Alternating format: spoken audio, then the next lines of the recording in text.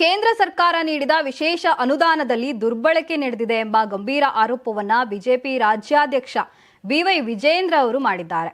ರಾಜ್ಯ ಸರ್ಕಾರ ಸುಮಾರು 1323 ಕೋಟಿ ರೂಪಾಯಿ ಹಣವನ್ನ ಬೇರೆ ಇಲಾಖೆಗಳಿಗೆ ವರ್ಗಾಯಿಸಿದೆ ಎಂದು ದೂರಿದ್ದಾರೆ.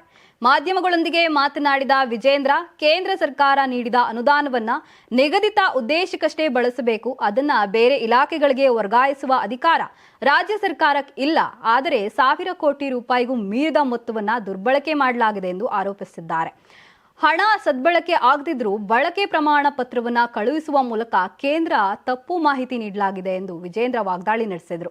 ಕರ್ನಾಟಕ ಮಹರ್ಷಿ ವಾಲ್ಮೀಕಿ ಪರಿಶಿಷ್ಟ ಪಂಗಡಗಳ ಅಭಿವೃದ್ಧಿ ನಿಗಮದ ಹಣ ವರ್ಗಾವಣೆ ವಿಚಾರದಲ್ಲಿ ಭಾರೀ ಅವ್ಯವಹಾರವಾಗಿ ನಡೆದಿದೆ ಎಂದು ವಿಜೇಂದ್ರ ಅವರು ಆರೋಪಿಸಿದ್ದರು. 100 ಕೋಟಿ ರೂಪಾಯಿ ತೆಲಂಗಾಣಕ್ಕೆ ವರ್ಗಾವಣೆಯಾಗಿದೆ. ಅಷ್ಟೊಂದು ದೊಡ್ಡ ಮೊತ್ತದ ಹಣ ವರ್ಗಾವಣೆ ಮುಖ್ಯಮಂತ್ರಿಗಳ ಅನುಮತಿ ಇಲ್ಲದೆ ಸಾಧ್ಯವೇ ಇಲ್ಲ ಎಂದು ಅನುಮಾನ ಹೊರಹಾಕಿದ್ದಾರೆ.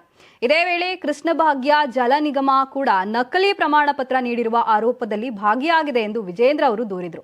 ಈ ಸಂಬಂಧ ಸರ್ಕಾರ ಕೂಡಲೇ ದಾಖಲೆಗಳನ್ನು ಬಹಿರಂಗಪಡಿಸಬೇಕು ಎಂದು ಆಗ್ರಹಿಸಿದರು. ಗೃಹಲಕ್ಷ್ಮಿ ಯೋಜನೆಗೆ ಮೀಸಲಿಟ್ಟಿದ್ದ ಸುಮಾರು 5,000 ಕೋಟಿ ರೂಪಾಯಿ ಹಣವು ವರ್ಗಾವಣೆಯಾಗಿದೆ. ಇದು ಯಾವ ಇಲಾಖೆಗೆ ಹೋಗಿದೆ, ಎಲ್ಲಿ ಭ್ರಷ್ಟಾಚಾರ ನಡೆದಿದೆ, ಇದಕ್ಕೆ ಸಿಎಂ ಉತ್ತರ ನೀಡಲೇಬೇಕು ಎಂದು ವಿಜೇಂದ್ರ ಅವರು ಆಗ್ರಹಿಸಿದ್ದಾರೆ. ಒಟ್ಟಾರೆ ಕೇಂದ್ರ ಅನುದಾನ ಮತ್ತು ಕಲ್ಯಾಣ ಯೋಜನೆಗಳ ಹಣ ದುರ್ಬಳಕೆ ಕುರಿತು ಬಿಜೆಪಿ ಗಂಭೀರ ಆರೋಪ ಮಾಡಿದ್ದು, ಈ ಬಗ್ಗೆ ರಾಜ್ಯ ಸರ್ಕಾರದ ಪ್ರತಿಕ್ರಿಯೆ ಎದುರು ನೋಡಲಾಗ್ತಿದೆ.